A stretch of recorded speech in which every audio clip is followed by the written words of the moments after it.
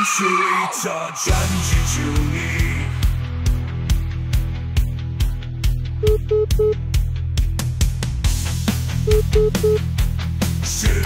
Juni.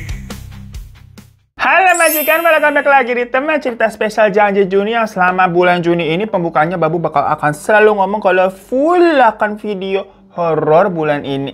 Ngomong apa sih, muter-muter gitu ya. Tapi kangen kita nih sama Mrs. Things. Kira-kira lagi apa ya dia ya? Sehat nggak ya? Aduh, ya udah lagi sih ya. Hari ini langsung aja kita akan membacakan kiriman cerita dari Alisa tentang sebuah lukisan yang dibeli oleh suaminya bernama Tommy.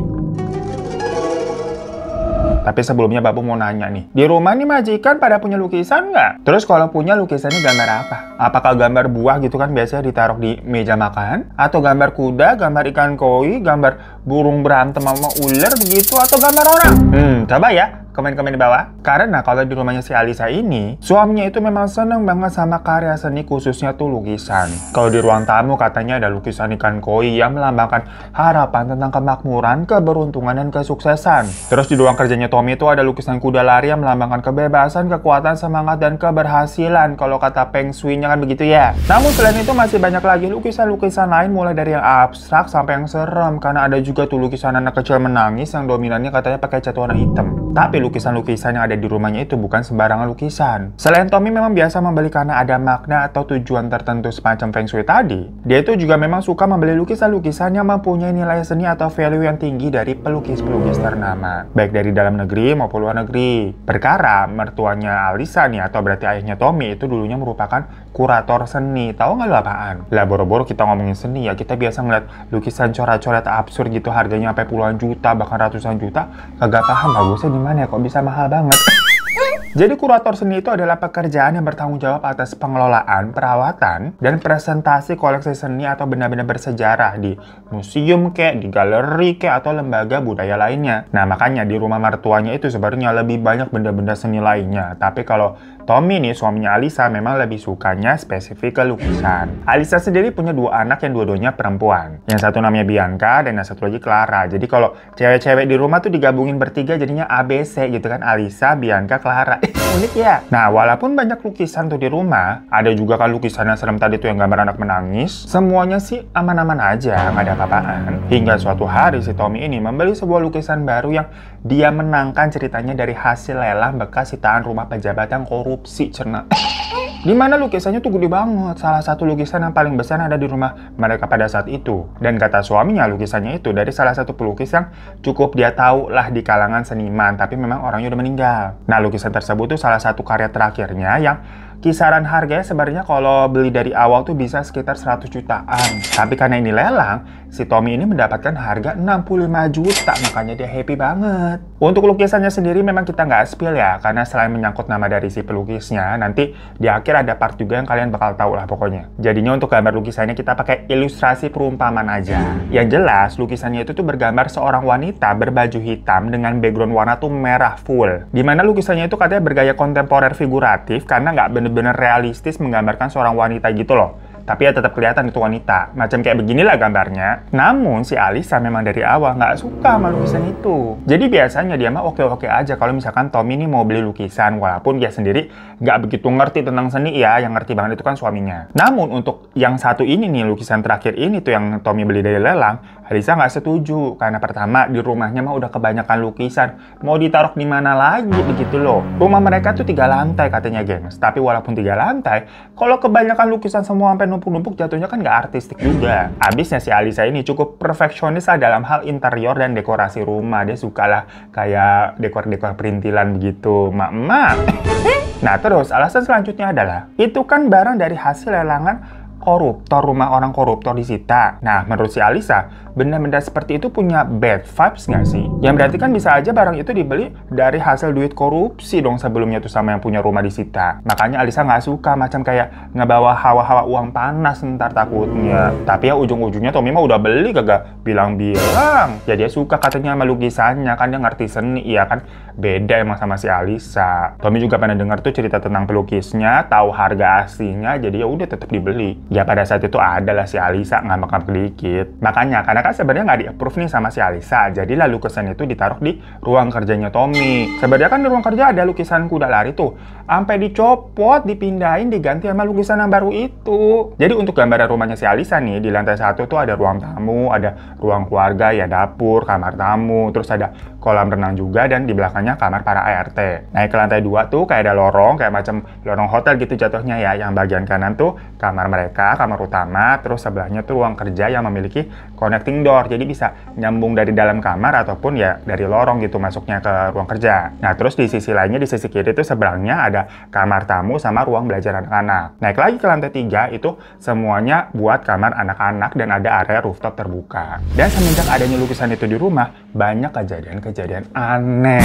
Awalnya yang mengetahui atau merasa itu adalah anak-anaknya si Alisa tuh, Bianca sama Clara. Mereka pada saat itu tuh udah SMA. Bianca kelas 3, Clara itu kelas 1 SMA. Nah, mereka itu dipanggilin guru les private gitulah ke rumah. Satu guru memang buat berdua. Dan mereka tadi tuh belajarnya di ruang belajar dan depan-depanan sama ruang kerjanya si ayah persis tuh, yang ada di lantai 2. Nah, waktu itu si Alisa ataupun suaminya Tommy masih kerja, belum pulang kantor. Dan pas anak-anaknya lagi belajar, mereka mendengar kayak ada suara wanita tepat di dalam tempat kerjanya si ayah. Ya Bianca kan kayak, siapa tuh? Masalahnya ayah sama bunda kan lagi belum pulang rumah. Dan nggak mungkin ART-nya. Kenapa? Karena ART-nya itu memang tidak diperbolehkan masuk ke dalam ruang kerja ataupun ke kamar utama kalau ayah sama bunda ini nggak ada. Soalnya di dalam sana ya ada barang-barang penting lah, ada berangkas, dokumen-dokumen segala macam. Jadi kalau ART-nya masuk itu pasti harus ada orang tua mereka yang ngawasin. Makanya karena mendengar ada suara wanita nih, si Bianca keluar sebentar untuk ngecek. Yang pas dia buka, nggak ada siapa-siapa. Terlihat ruang kerja ayah itu sepi. Kursi kerja ayahnya juga kosong menghadap ke meja seperti biasa. Nah terus si Clara nyusul tuh, cuma berdiri aja di depan pintu kamar belajarnya kan karena hadap-hadapan. Nanya kayak, siapa? Bunda udah balik? Ya Bianca bilang, enggak, bukan, gak ada siapa-siapa. Tapi pas dia mau nutup pintu ruang kerja ayahnya itu, dia lihat posisi kursi kerja ayahnya di sana tadi, Papa menghadap ke dia. Jadi tadi pas di awal buka pintu itu kan posisi kursinya tuh normal, ngadep ke meja seperti biasa. Terus pas si Clara nanya, pandangan Bianca ini kan yang ke belakang kan menjawab, nggak ada siapa-siapa, bukan Bunda. Tapi pas dia balik lagi mau nutup pintunya, kursi kerja ayahnya itu posisinya udah miring menghadap ke Bianca. Bianca sempat nge-freeze tuh mikir, loh, gitu kan? Kenapa kak? Kata si Clara. Kursinya ini gerak sendiri, si Bianca bilang gitu kan. Tapi Clara nggak percaya dan dia masuk aja lagi ke ruang belajarnya. Nah waktu Alisa pulang, si Bianca cerita tuh ke dia. Tapi waktu itu sama Alisa masih belum percaya. Sampai akhirnya si Alisa mengalami sendiri, tapi lebih ke curiga sih. Jadi waktu dia malam-malam tuh habis pulang kerja, masuk kamar kan. Nah dia mendengar suaminya Tommy itu kayak ngomong sama cewek di dalam ruang kerjanya. Si cewek ini kayak ngobrol gitu, gengs. Awalnya si Alisa pikir teleponan kali, di loudspeaker kali ya, tapi kok suaranya kayak terlalu jelas untuk di loudspeaker handphone. Dan pas si Alisa mau buka pintu dari dalam kamar kan bisa connecting tuh ya, itu tuh kekunci. Ngapain nih ruang kerja dikunci begini kan, diketok-ketok tuh sama si Alisa. Nggak lama dibukain, tapi suaminya nanya, kenapa ngetok? Ya Alisa yang curiga jadi sewot, biasalah perempuan. Kenapa dikunci sih? Tadi lagi ngobrol sama siapa? Nggak ngobrol sama siapa-siapa, ini pintunya juga nggak dikunci. Makanya dia nanya tadi, kenapa ngetok gitu kan, buka aja langsung. Namun Alisa yang jelas-jelas tadi mau buka nggak bisa, udah didorong itu kan kekunci. Jadi ribut lah mereka di situ. Nah, kecurigaan Alisa ini ternyata divalidasi sama anak-anaknya. Karena setelahnya si Bianca sama si Clara juga bilang mereka kok suka denger ayah nih kayak ngobrol sama perempuan di dalam ruang kerjanya. Jadi waktu itu posisinya si Alisa ini habis keluar kota 3 hari, terus balik-balik anaknya cerita begitu. Ya mungkin ini anak-anaknya pada cewek-cewek juga dan udah pada gede-gede ya, mereka nggak mau lah kalau ternyata ada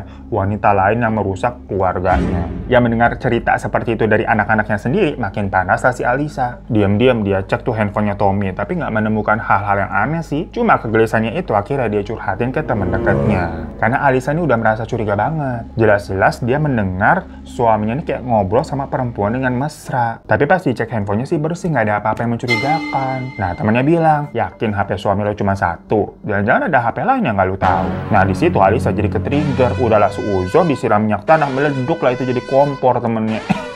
Ya sampai rumah langsung dicek-cek lah itu ruang kerja suaminya sewaktu memang Tommy lagi mandi. Ternyata benar, Alisa menemukan ada handphone lain yang nggak pernah dia tahu. Tapi pas mau dibuka, pakai password, pakai PIN.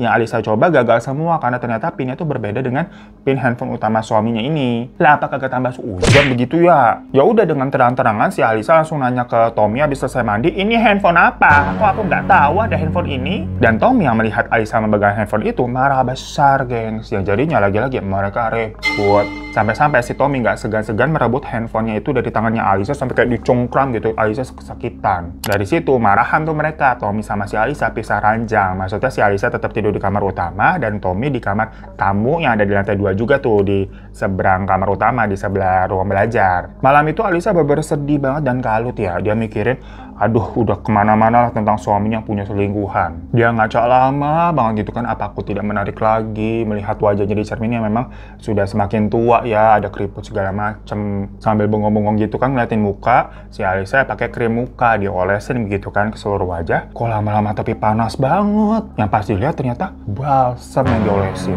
Pedes nggak tuh satu muka dikasih balsam?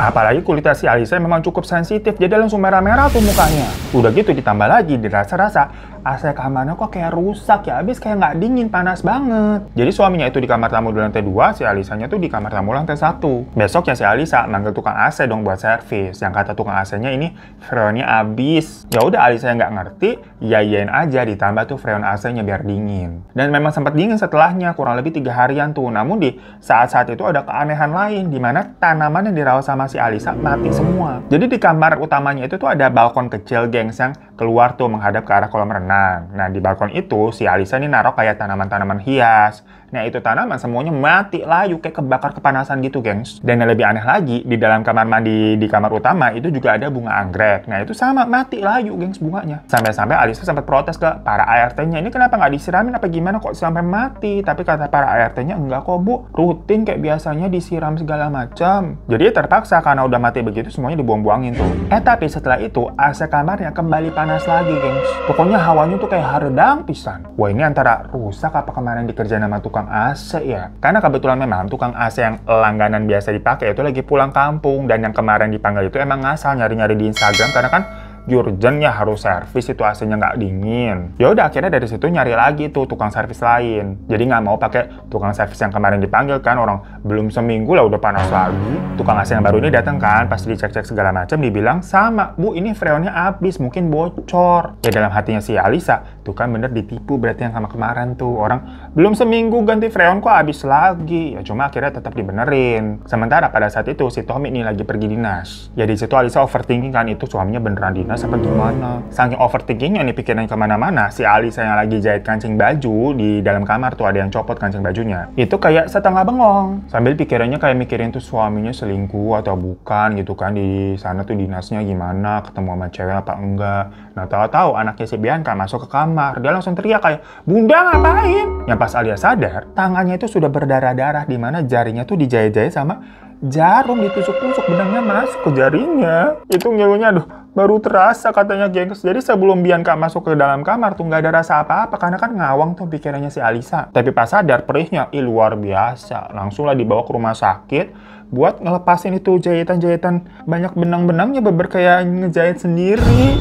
Ngilu banget ya. Anak-anaknya pada khawatir lah dengan si Alisa. Ini bunda kenapa gitu kan pada mikirnya. Ya karena merasa hal ini udah nggak bener ya. Dimana waktu itu Alisa masih mikirnya ini mungkin karena ada orang ketiga, jadi dia nih nggak fokus. Jadi dia sempat pergi ke konseling pernikahan bareng suaminya tuh si Tommy. Yang ternyata di situ diketahui kalau handphone yang Alisa nggak tahu tuh, handphone barunya si Tommy, itu adalah handphone kerja yang isinya bisa dibilang apa ya, kayak buat kerjaan-kerjaan gelap licin ini itulah, buat proyek-proyek suaminya tuh, yang jatuhnya mungkin ini suap kali ya. Makanya si suaminya tuh marah karena ketakut ketahuan sama istrinya. Selama ini kan image suaminya tuh kayak kerjanya bersih-bersih aja, tapi ternyata ya ada rahasia, cuma bukan orang ketiga. Namun tetap aja di situ si Alisa lumayan kecewa. Ya makanya ada percakapan di belakang layar lah ya, ini bisa dibilang, yang ujung-ujungnya mereka rujuk lagi dari si konseling pernikahan itu. Dibilang si Alisa ini hanya curigaan berlebihan karena kan tidak terbukti si suaminya selingkuh. Nah, habis rujuk, mereka ini sekamar lagi ya. AC kamar tuh panas lagi, gengs.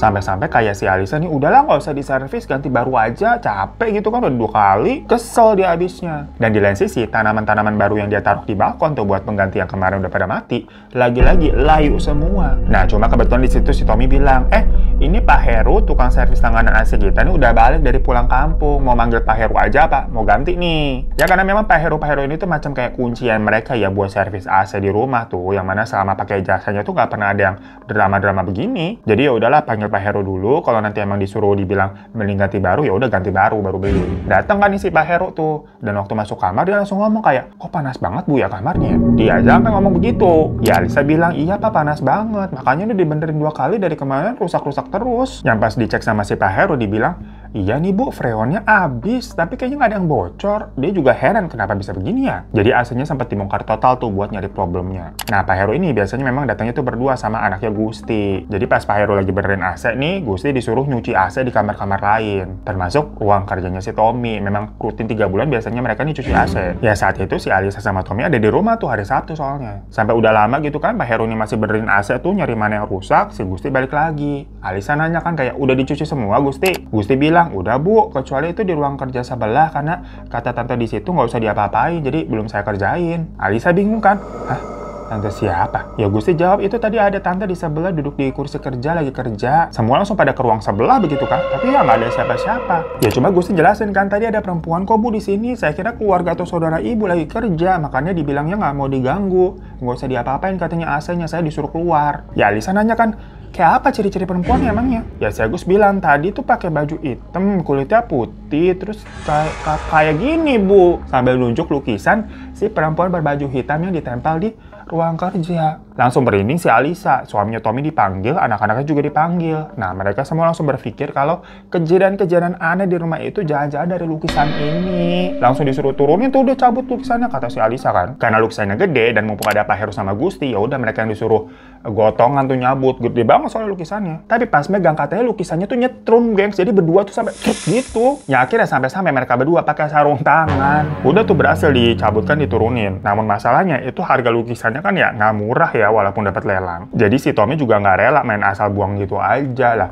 60 jutanya melayang dong. Akhirnya ditaruh di gudang tuh yang di belakang sambil suaminya Tommy tuh disuruh jual cepat kayak udahlah kamu banting harga aja siapa yang mau, yang penting ngambil lukisannya nih, lukisan bawa sial kata si Alisa kan. Dibahas lah tuh. Dari awal aku kan bilang aku nggak setuju segala macam. Bener kan bawa sial. Kita nggak tahu histori sebelumnya dari yang punya juga gimana. Nah, besok minggunya nih, si Bianca pergi tuh sama teman-temannya balik jam 1 malam. Sebelumnya si Alisa udah nelfonin dari jam 10, di mana kamu jangan pulang malam-malam gitu kan. Tapi Bianca kayak, iya gitu aja. Makanya pas dia sampai rumah, dia deg-degan tuh takut kena omel emaknya. Nah, pas dia masuk, dia ngeliat si Bunda tuh, atau Alisa ya, lagi duduk di sofa pakai baju hitam. Ya Bianca kan langsung kayak minta maaf gitu, ya udah pulang telat. Tapi kata dia tuh Bunda kok diem aja. Ya mungkin marah dikiranya kan. Ya udah si Bianca langsung naik ke atas tuh menuju ke kamarnya. Tapi tiba-tiba terdengar bundanya itu muntah-muntah. Ya Bianca akhirnya turun lagi dan nyamperin bundanya tuh yang duduk di sofa. Nah di situ si Bianca ngeliat muntahan bundanya itu tuh kayak cairan hitam macam kayak oli, gengs. Dan wajah bundanya itu tuh tersenyum sambil belepotan cairan hitam.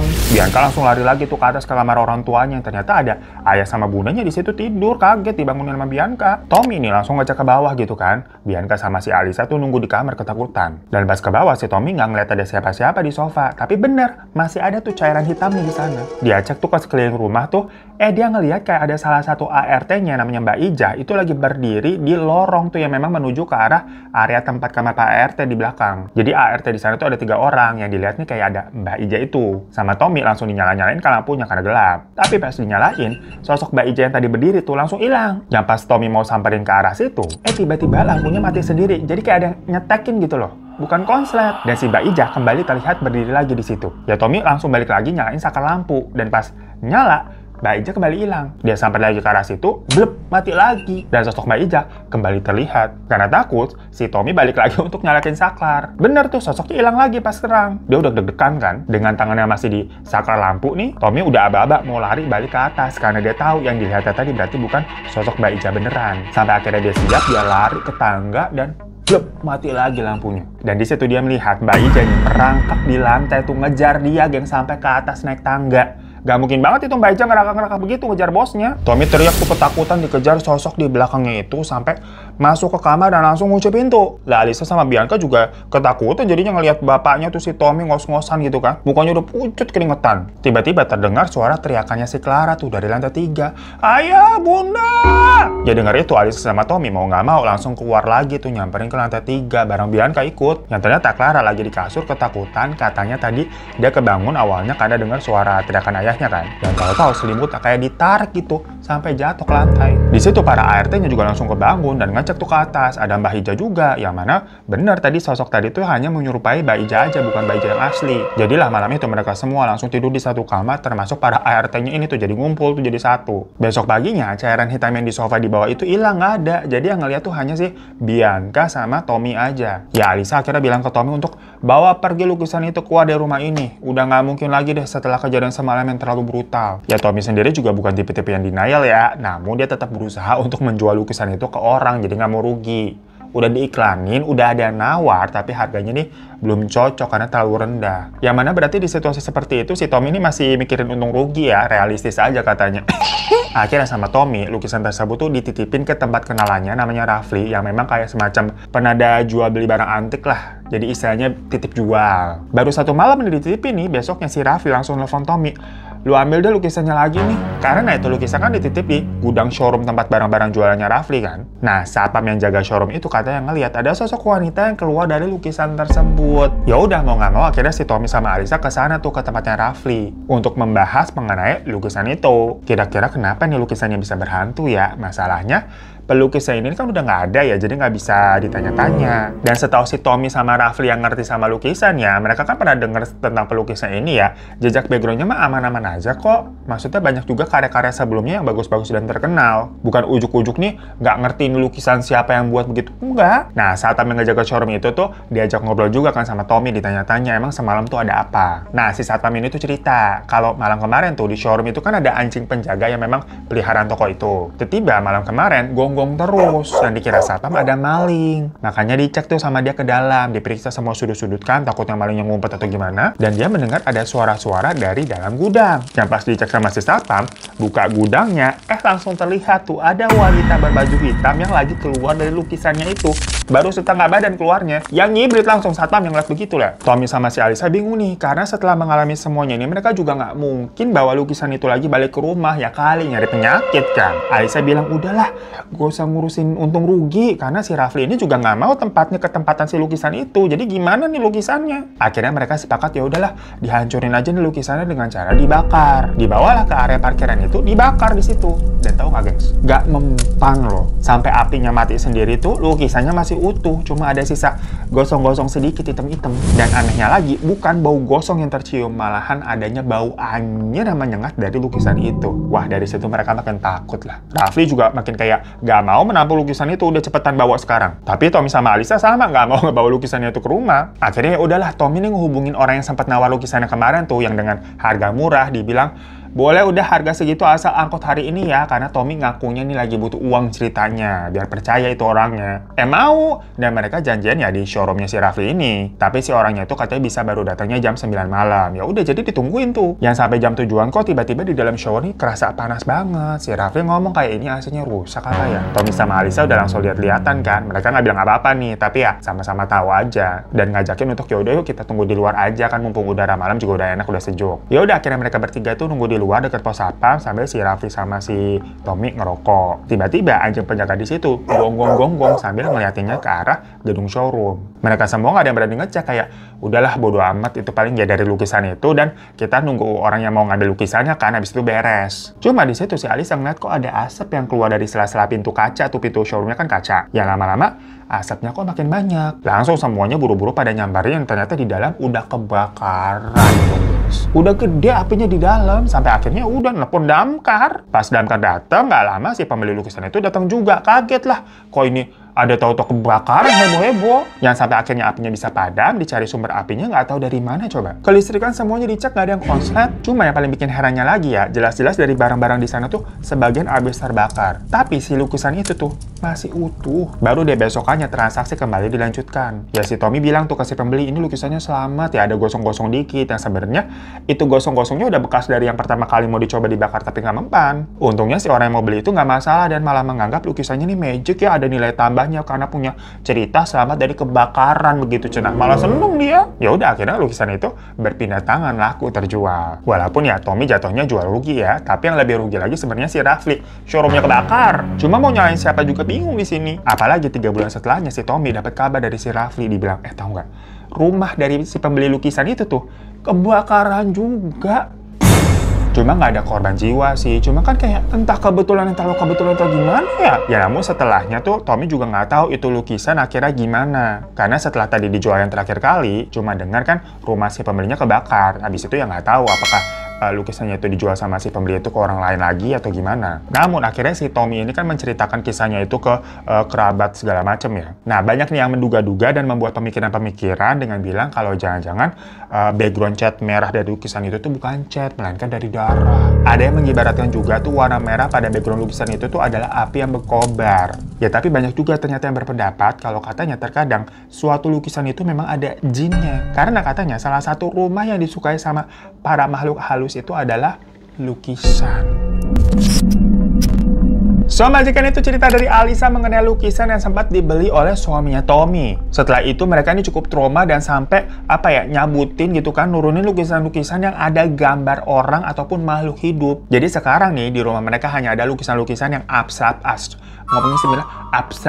aja begitu ya, karena takut kalau ada makhluk hidupnya tuh jadi sarang benyit. Ya untungnya dari cerita ini rumahnya nggak sampai kebakaran juga ya, malah showroomnya si Rafli itu kesian. Untuk background story lukisannya sendiri sih Alisa sama Tommy nggak nemu ya, maksudnya masih simpang siur. Karena kalau aslinya nih tentang si pelukis sendiri itu nggak aneh-aneh kok, pelukis biasa gitu. Lukisan-lukisan lainnya juga nggak ada cerita-cerita aneh. Nah makanya khusus lukisan yang bawa sial itu tuh dibilang makanya lukisannya jangan-jangan terbuat dari darah tuh untuk background merahnya, ditambahin oleh bukan pelukisnya atau siapa gitu juga nggak tahu. Ada juga yang bilang kalau wanita di dalam lukisan itu adalah wanita simpanan si pelukisnya yang katanya dibunuh oleh istri sah dengan guna-guna gitu. Lihat lama-lama ada gosip-gosipan yang kayak kemana-mana gitu yang lagi-lagi si Alisa nggak tahu kebenarannya ya. Yang dia tahu hanya pengalamannya mempunyai lukisan itu di rumahnya, banyak kejadian-kejadian aneh. Ya terima kasih Alisa ya untuk ceritanya ya. Makanya di rumah majikan ada lukisan gak yang serem-serem juga begitu? Boleh komen cerita-cerita di bawah ya. Dan buat teman-teman yang mau kirim-kirim cerita juga bisa email di bawah ini. Sampai jumpa lagi di teman cerita selanjutnya selama bulan janji Juni ini. Jangan lupa klik subscribe yang belum. Kalau udah terima kasih banyak. Minta klik tombol like-nya juga. Mohon maaf kalau ada salah-salah kata. Assalamualaikum warahmatullahi wabarakatuh.